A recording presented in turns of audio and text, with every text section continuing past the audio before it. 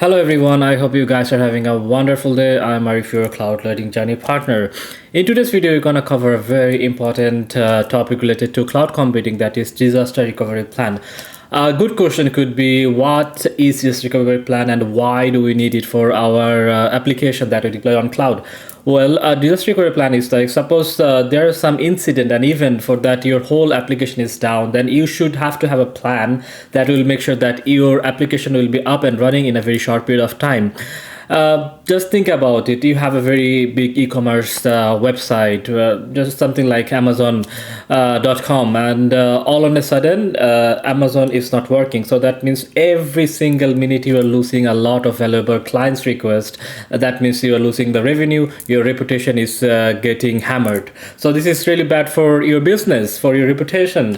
And for that reason, so we have to have a plan in place that will make sure if something happens, if some event take place that will interrupt our whole application, then we can retrieve all of our information and we can make sure our application up and running in a very short period of time.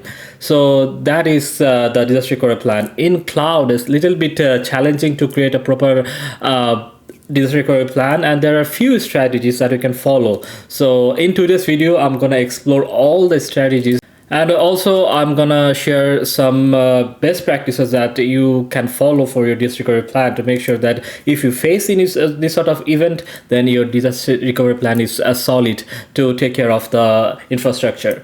Well, please stick to the end of this video, because this disaster recovery plan is very, very important for your application, and is also one of the main thing whenever you are going for any sort of certification like SOC 2, ISO, PCI DSS. The first question they're gonna ask whether do you have a proper disaster recovery plan, and how often you tested the disaster recovery plan. So I can't emphasize enough how important it is to have a proper disaster recovery plan. Well, after watching to this video, you'll have all the answers that is needed for this disaster recovery plan. Before starting the video, I just want to talk about myself. Well, I'm Arif. I do have more than 8 years of experience in cloud computing and cybersecurity. I have multiple certification in AWS, Azure, Google Cloud. Besides that, I also have CISSP and CCSP certification. This channel is all about cloud computing, cybersecurity, and IT career related tips. So if you're interested in this field, this channel is definitely for you. I'm gonna upload a tons of videos to this topic, so please like and subscribe to my channel so you can see my upcoming videos. Without further delay, let's dive in. This is a very good document from AWS where they have explained like the different strategies that you can follow for disaster recovery plan. So if we look into this diagram, it shows that there are specifically 4 different strategies for disaster recovery plan. The first one is backup and restore. The second one is pilot light. Third one is warm standby, and the fourth and the last one is multi-site, that is active. Before discussing the disaster recovery plan strategies, we really need to know 2 very important elements, that is RPO and RTO. Well, RPO stands for recovery point objective and RTO stands for recovery time objective.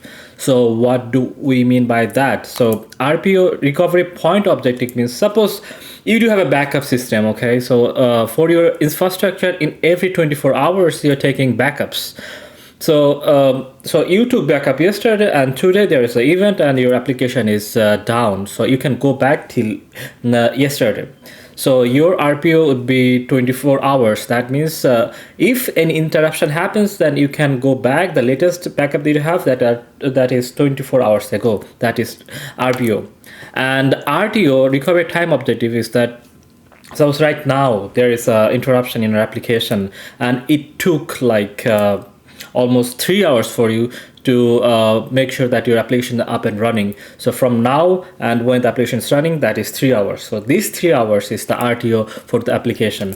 So whenever we are developing an application, we also need to make sure that we are defining this RPO and RTO, because this is a commitment to our clients that if something goes wrong for our application, then this is the RPO and this is RTO, and within this frame, our application will be up again. So that's the RPO and RTO. So backup and restore, let's have a quick review. What is this one? So here the lower priority use cases. So here the cost is the minimum. If you have some budget constraint, then you can always go for this backup and restore option. So provision all AWS resources after event and restore backups after events.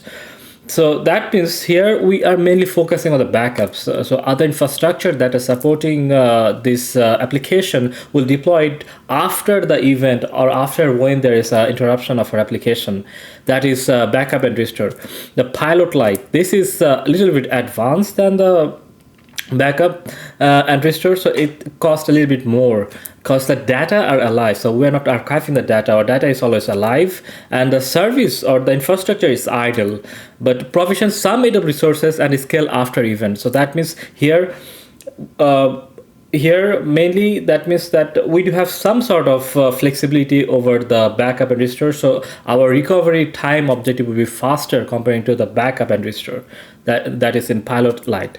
The warm standby is always running but is smaller, so that means we do have one infrastructure that is our main infrastructure that is up and running in one region, and in another region we do have the same setup, but the scalability is very small. It's just running in a very small size, but it can handle traffic. But when there is an event, there is a disaster event, then we can switch to that another one that is smaller in size, and then we can scale up to make sure that all the requests can be taken care of. And the cost is a little bit more because here the infrastructure is a small portion of the infrastructure is running in the backend.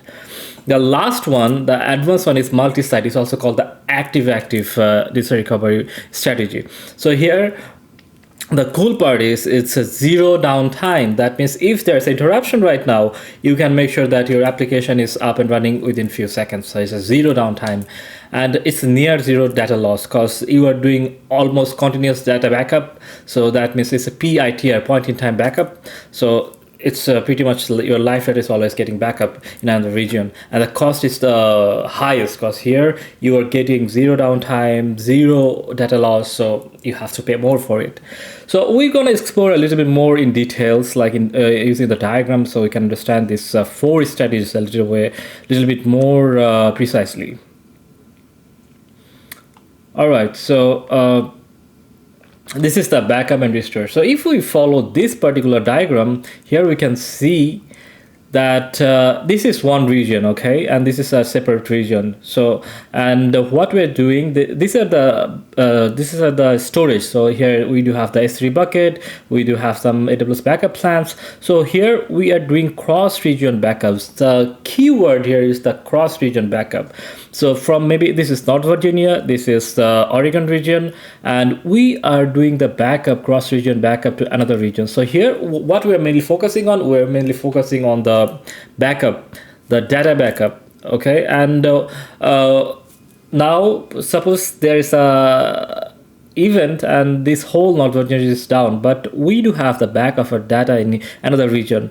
So what we can do, then we can deploy our infrastructure, our resources, like our service, like if we're using EC2, RDS, some other AWS service in another region, and use the backup data to make sure that our application is up and running.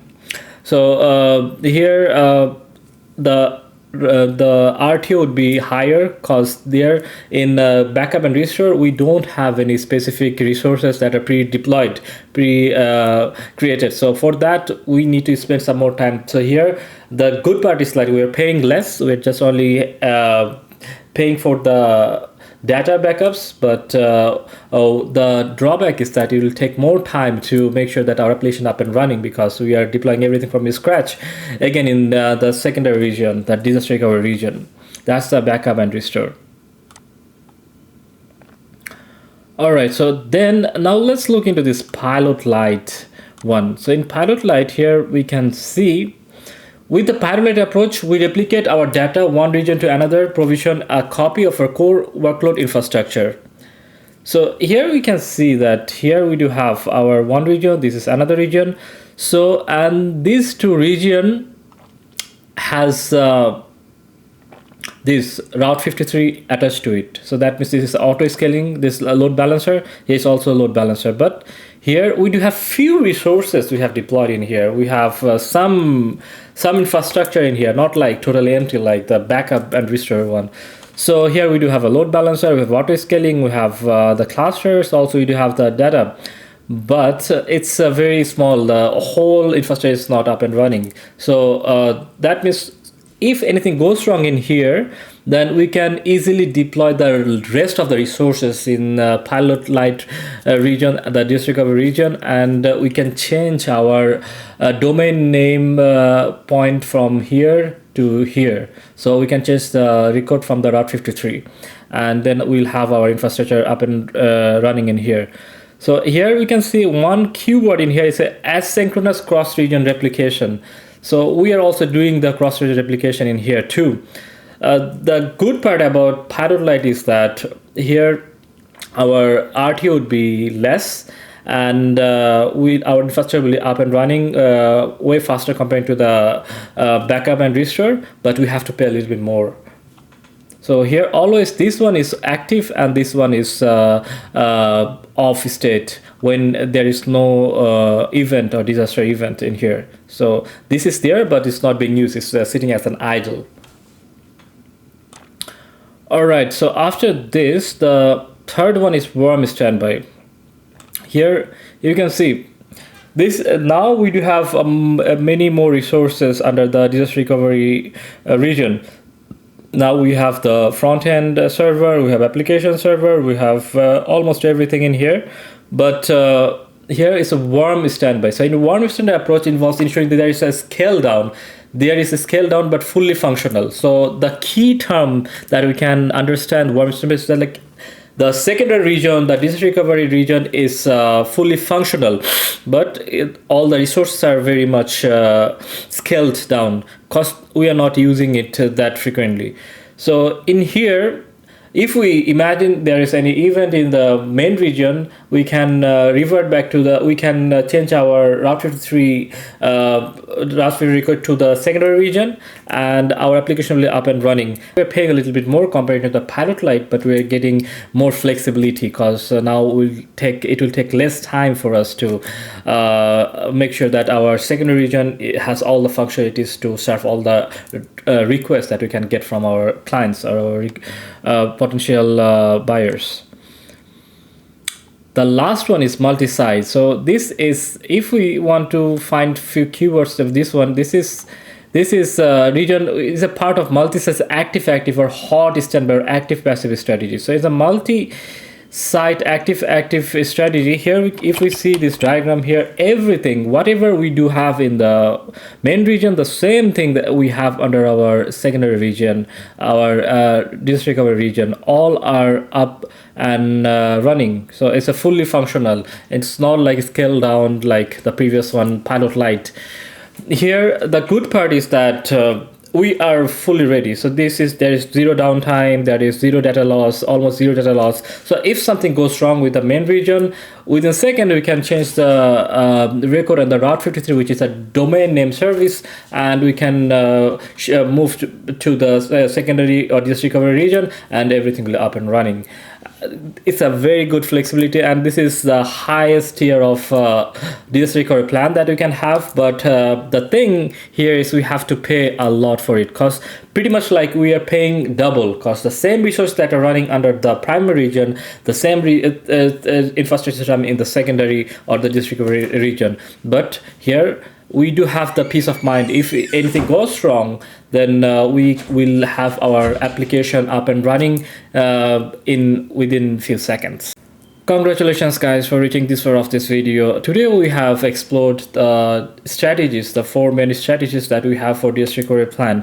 And keep in mind that whatever application do you have, whether it's a big or small, you must have to have a disaster recovery plan. Without it, things happens. Your application may be not available to your client for a lot of reasons, but you should have a backup plan. Like if something goes wrong, how I will make sure that the application will be up and running in a particular time frame. So if you ask me like which strategy is the best for you, well, it depends on your situation. So if you're starting now, if you have a very small application and you are tight in budget, then you can always start with backup and the backup and destroy strategy, because this is the minimum that you can do. do.